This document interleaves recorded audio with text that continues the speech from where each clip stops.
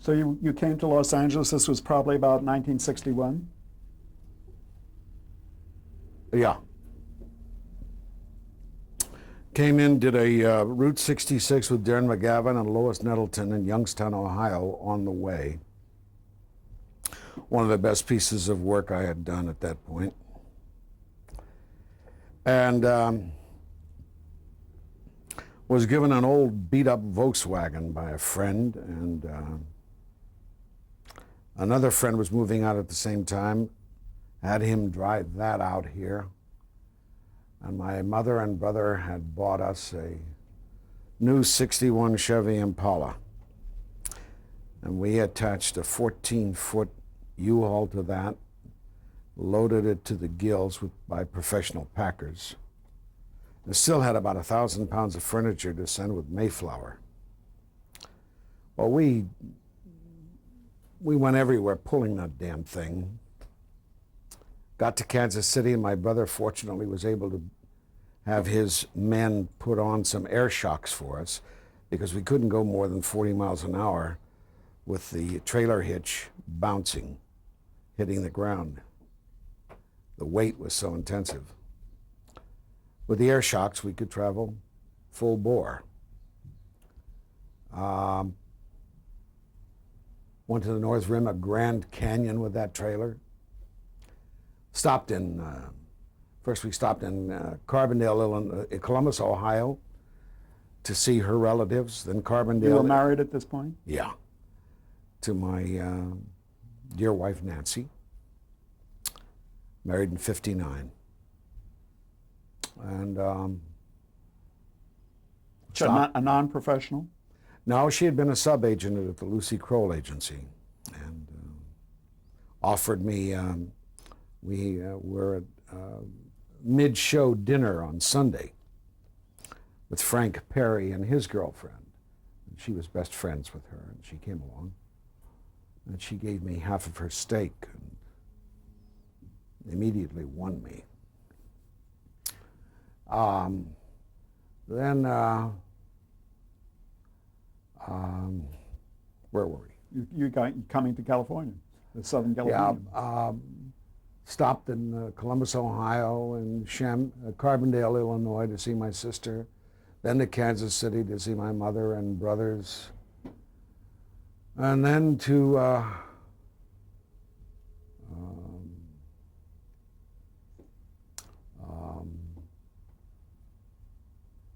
then the whole western bit with the Grand Canyon and that.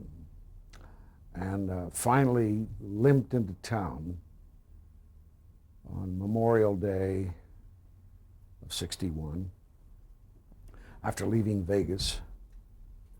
And the traffic going to Vegas looked like 4 lanes of lights, unbroken lights coming at us from Vegas to LA. And I thought, my God, they must have dropped the bomb. Nobody can be left in LA.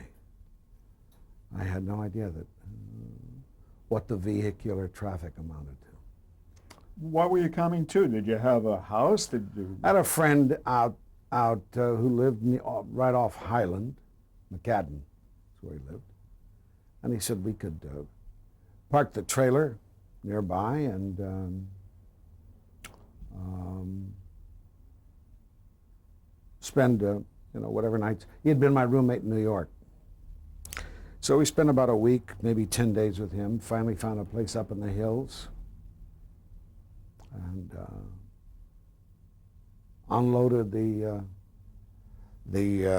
U-Haul and had the furniture delivered by Mayflower, and found that every piece of furniture that could be damaged had been done so by them. And there wasn't a chip in the load in the U-Haul.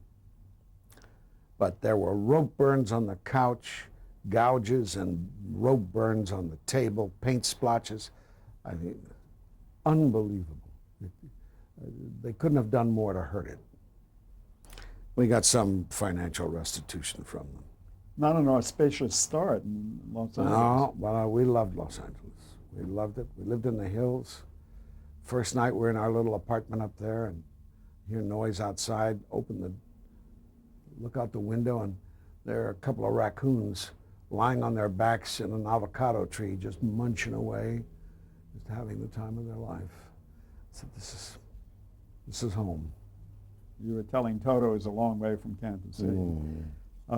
Were you looking to break into pictures? Well, I had signed with an agent out here, a respected agent, Jack Fields, with the Sid Gold Agency.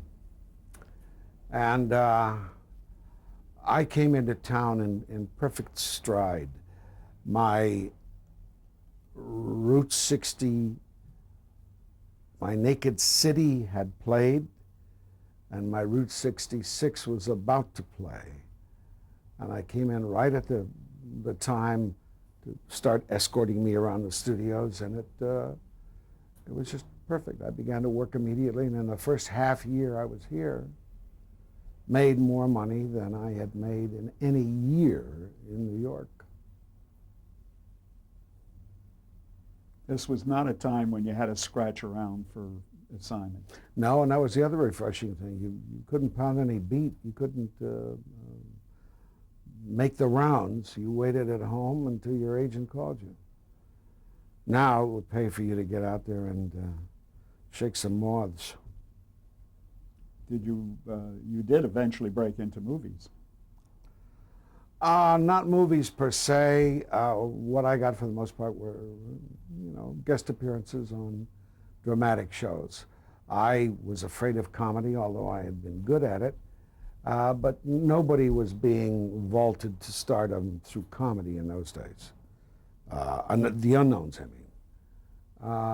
What did you perceive yourself as, a character actor? Character actor, yeah. And so I would do Untouchables, I would do General Hospitals, I would do, not soaps, but the hour shows. Target the Corruptors, Kane's 100. The only 2 half-hour comedies I did, I'm trying to remember what the hell they were. One was Please Don't Eat the Daisies, and the other was something with Bill Wyndham, I think.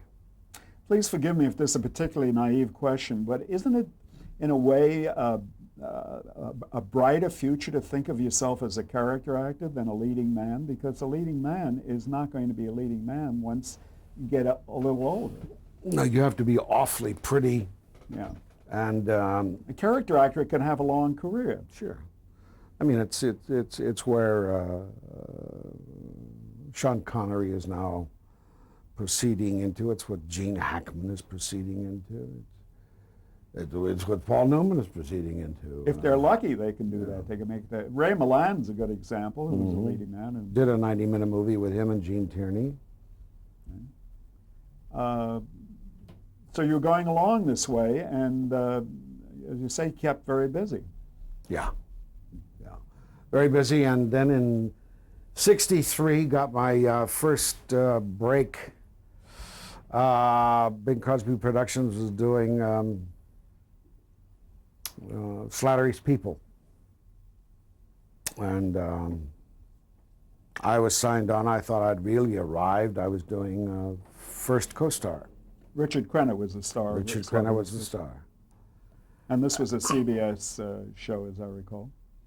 Yeah. And went east to film something else. I can't remember which. I'm sorry, you played if my memory serves, you played a political reporter.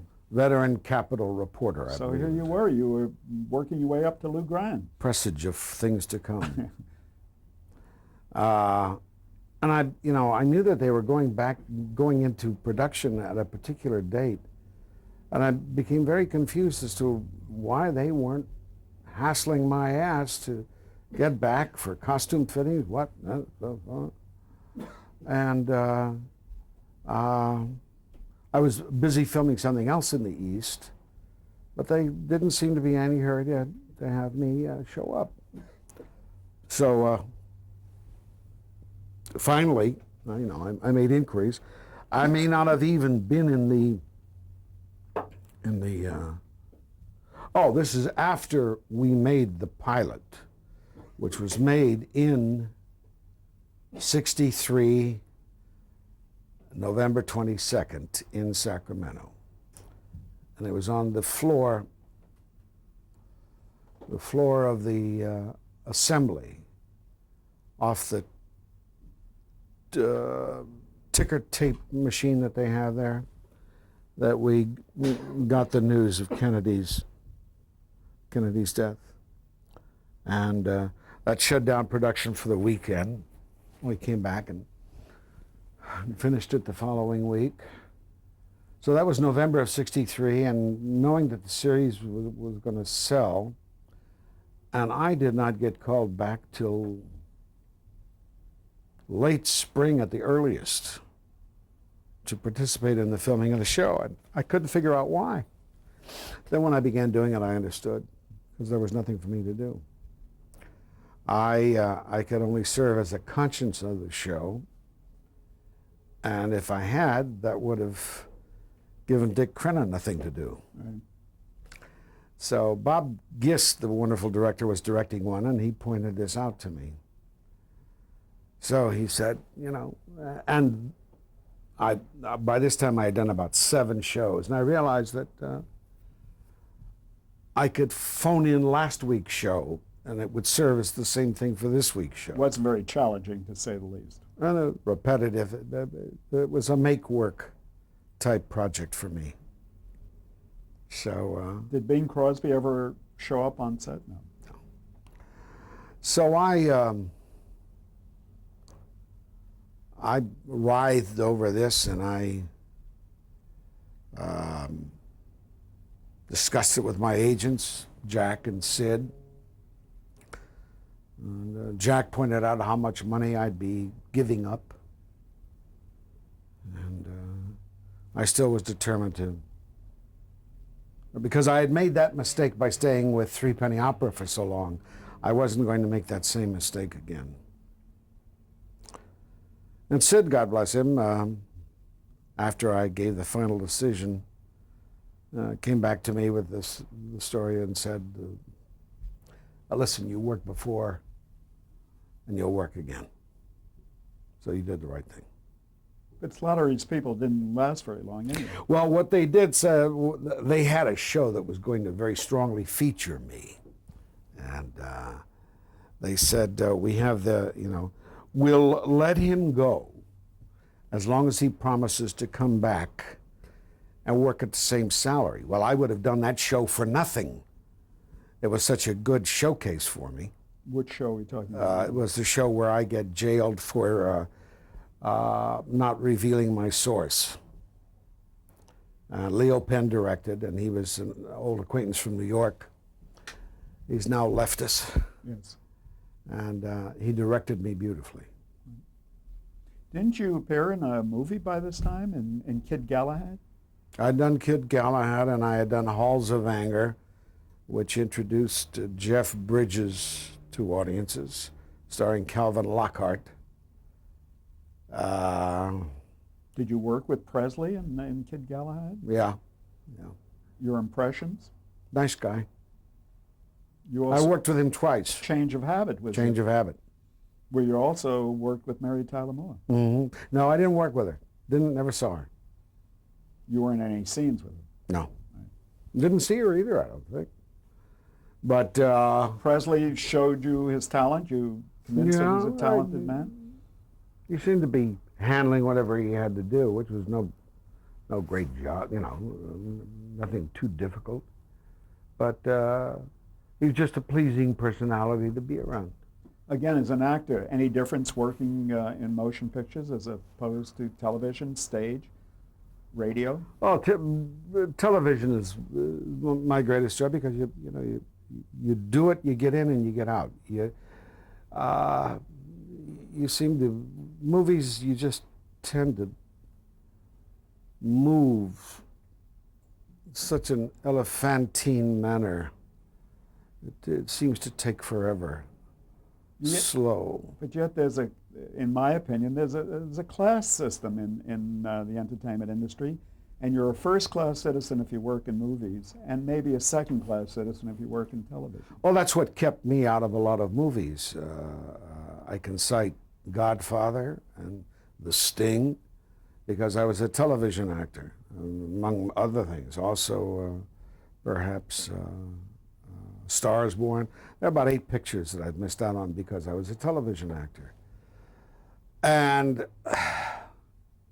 these days, it seems they can't get a television actor, the current ones that is, into a movie fast enough, because naturally that's their chief venue these days. Is where the movie ends up. Right. So a TV actor can't hurt them there. But that was not the case in the 60s. Right. It's not the case when I was a hot item. Right. So actually, it hurt you to be a television actor in the eyes of the people who were doing the casting for movies. Yeah. And God forbid if you did a commercial, that would really downgrade you, wouldn't you? Yeah. In those days, anyway. In those days, yeah.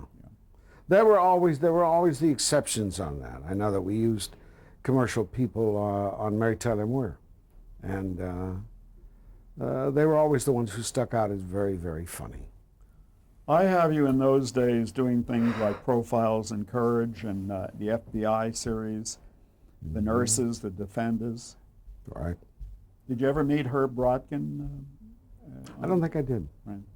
And what about doing Profiles in Courage? Who did you play in Profiles in Courage, you recall? I mean, this was after JFK was assassinated. Yeah, I played the Dan O'Hurley. He was the star of my first one, and I played the head of the Board of Education in Wisconsin, who was mercilessly doing his best to persecute a teacher, a particular teacher, for his actions or his policies. A villainous role. And the other one was... that wasn't typecasting then. That's true. The other was playing President Ulysses S. Grant to, was it Henry Jones doing Hamilton Fish as his Secretary of State, I believe. You know, you had mentioned previously, you brought the name McCarthy and Joseph Welsh. Had you been involved in any of that? Were you on the blacklist? Or? I really hadn't done anything. I mean, one can look at me and interpret by my actions or by my thoughts or by my associations that perhaps I had to sign a loyalty oath for my first job with CBS in New York. But the most important thing I always said when I did become engaged politically is the fact that I was small fry up until then, and I had watched my P's and Q's, and I probably wanted to be sure and let people know how I felt. So I became involved. This time it was El Salvador. But that was a while later. After the blacklist. Yeah. No, I became very concerned that the only thing they could get me on was signing the Stockholm Peace Pledge. And they got people on that too. Did you have friends, people you worked with who were, you must have had people who certainly were impacted. Yeah. Your thoughts about that? Was a dreadful time? And it was horrible. It was horrible. It was...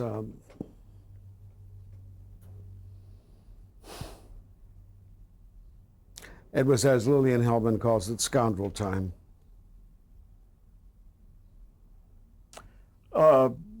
Mary Tyler Moore Show came up about this time.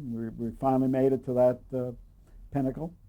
How did you get cast as Lou Grant? Mary Tyler? You've got to tell I know the story. You've told the story many times, times, but we haven't heard it. Well, I had done a pilot movie at 20th. The Perry Mason people were looking for a show to come back with now that Raymond Burr was ceasing Perry Mason. They came up with this thing starring Jim Hutton, and I was cast as a police chief. Wally Grauman was directing, and he kept looking for funny stuff to do. And I turned him into a comedic police chief. What was this, the title of it? Doug Selby, DA. Mm-hmm. And Grant Tinker, I believe, was an executive at 20th at the time. I could be mistaken, but No, he was an executive at 20th, yes. And he was seeing the dailies, so he had already acquired Jim Brooks and Alan Burns to prepare the pilot for Mary, or whatever they used, and recommended me to them for Lou Grant. They didn't know my work, but they then turned and asked Ethel Wynant, can Ed Asner do comedy? She said, we should explain who Ethel Wynant is. She was vice president of casting at CBS. And she very sweetly and beautifully and eternally gratefully from me said, Ed Asner can do anything. So they sought me out, and I read, and I avoided comedy because I was always worried, how would I repeat the laugh? I didn't know how. So stay away from it. It's not going to do me any good anyway. So I read for them, and when I finished, Jim Brooks said, well, that was a very intelligent reading. Well, when we have you back to read with Mary, we want you to read Wiggy, Crazy, All Stops Out. And I didn't know what the hell he was talking about. And so I was dismissed, and I started to leave, and I said, well, listen, why don't you have me read it that way now? And if I don't pull it off, don't have me back. Now, I have never made such mind, soul-shaking statements such as that in my life. I've always crawled in for jobs and generally crawled out. They said, well, we do have another appointment, but, all right. So I read it like a total nutcase, and made some laughs on their part, and then turned to I did it like a Meshuggah, crazy, nuttily. They laughed like hell. They said, read it just like that when you come back to read with Mary. So what did I do? I mean, I did just like what? So before I came back to read with Mary, I looked at it and I said, just tried to remember all the nutty things I did and wanted to repeat them. I did as best I could. And then I found out years later when I left, Mary turned to them and said, are you sure? And the response was, that's your Lou Grant. So I guess they wanted to see how much of a jerk I was willing to make myself look like and take direction and respond. And they got enough to satisfy themselves. Did you have competition for the role? That you know? Yeah, they had a number of people. But Gavin MacLeod was in to see them just before me. And he told him he was wrong for the role and suggested why couldn't he read for the role of Murray, stuff like that. When did you know that you had the part? I mean, I can't recall whether it was a week, 2 weeks, something like that. When they told you, did you feel like, wow, that you've arrived, or that this is the I felt a lot of that, yeah. Did you have a lot of confidence in Grant Tinker and Burns and Brooks? Yeah, because they gave us gifts when we came back for the first read through of the first show. They gave us gifts, and Jim Brooks gave me I forget what Alan gave me. Jim Brooks gave me a funny plate with Charlie Chaplin on it. And that's class. That's class. I like the way they handled themselves. So And Tinker was a class individual. You could see that. Oh yeah. He's got that wonderful Brahmin reserve. He holds himself, but he's a good guy while he's doing it. And what were your impressions of Mary? You had not met her previously? No, she seemed very accommodating, willing to tolerate this fool. But she didn't have much of a career previous to that. You had probably more experience than she did. Perhaps more experience, certainly more stage experience. She'd been an intensive dancer, Yeah. but she had all the shows she had done for Dick Van Dyke, don't forget. Did That adds up to a considerable amount of film. did you believe in the show? Did you believe in the premise of the show? With all my soul. I felt so great that this was the best character I'd ever been asked to do in terms of film or TV. And the shows were the funniest shows I had seen since I'd been in California, the best written. And so opening night, or tape night, film night, everybody was worried about how we would go, how we would do stuff. And I was enormously blithe about the whole thing. I said, it doesn't matter if we're canceled after the first 13. It doesn't matter. When will we have had a chance to do such wonderful characters and such a wonderful script? I mean, that alone is, we should be paying them. Didn't you have to do a demo for the CBS? Yeah, Mary and I did a piece of the show. For the CBS sales department. Mm. You had to convince them, in other words, or give them something to work with. Well, I don't know how much showing of that they did, because what I eventually did, I think, was very different from that. But Did they receive it well? I mean, they acted like it, but you can't believe it. And when did the famous "I hate spunk" line come into being? That was the first show. Was that in the original script? Yeah. And it was, once again, I spoke of the catharsis that I felt when I was doing Thomas à Becket. The same thing happened here. It was an awesome moment, because when I said, you know what, you've got spunk, and she starts doing the toe and heel bit, and I was so guided by some enormous force. My delivery of the next line was the most perfect it could ever have been. Timing was unbelievable. I hate spunk! And it just made all the difference in the world. It has to be gratifying to know that that scene, if no other, will probably be replayed as long as there's television. Well, gratefully, I look at the Mary Tyler Moore Show and I look at the Lou Grant Show. As far as I'm concerned, neither one have become dated. But our tape is becoming dated, so we have to pause now.